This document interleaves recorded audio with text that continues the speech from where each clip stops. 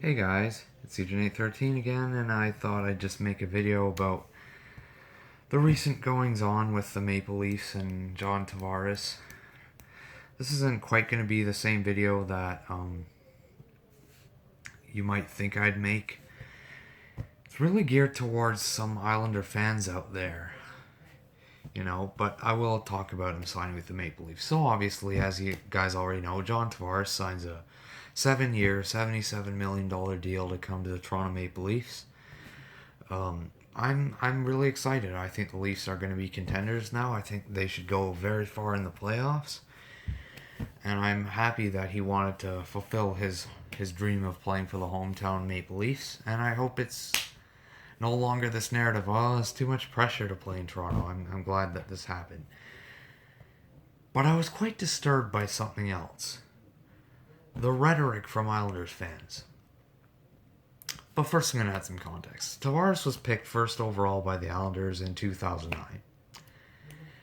9 long years he played in the Long Island area / Brooklyn. Yeah, they don't even have a building. He was he gave his blood, sweat, and tears to the organization. He was really emotional. Did not want to leave. The Leafs enticed him greatly. You got to give him credit for that. And he really loved it there, and he gave it his all there. And he's instead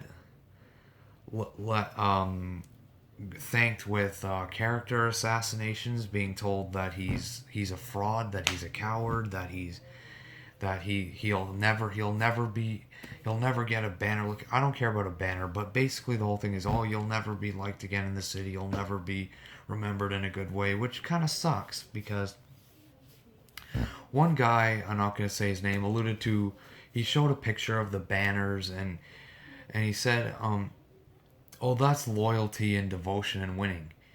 You know what somebody should send? A picture of the empty seats in the buildings that the Islanders had. And there's your loyalty and devotion. Yeah, they should show, like, every year where he has given, like, nothing to work with. Every year they just gave him garbage players and horrible mismanagement. But he stuck around. He didn't complain. He stayed here. I would have been like, fuck, get me the hell out of there. But he was like, no, I want to stay. I want to make this work up until, the Leafs somehow managed to change his mind. And when they say, oh, 2 months ago he lied and said he wanted to stay, he didn't lie. He wanted to stay.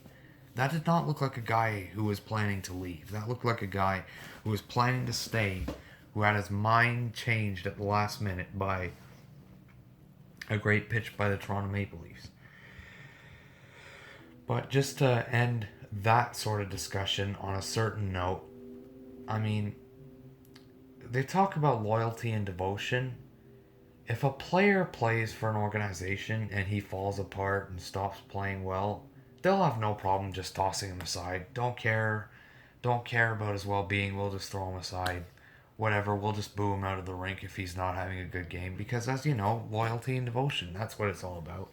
So the player has an intrinsic duty to be loyal, but the fans can not show up or boo him or burn his jersey. The organization can not give him anything to work with and not really care at all about putting a good product. But he has to stay here or he's a horrible person. Yeah, that's real good logic. Anyway, I don't want to get into too much negative. So back to the Maple Leafs. When it comes to John Tavares, yeah, they have among the best center depth in the league. They have Nazem Kadri, a 32 goal scorer, as a third line center. Let that sink in. Yeah, 32 goal scorer, and there are 8 centers in the NHL that have scored 30 goals in the last 2 seasons. 3 of them play for the Toronto Maple Leafs. So they're great up the middle. Obviously, they're fantastic at forward. They got a solid goaltender in Anderson.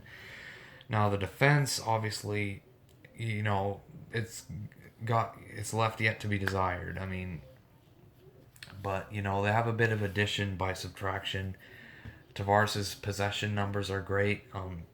Bozak and JVR were horrible defensively, and now they're gone. So maybe the defensive play will somewhat improve.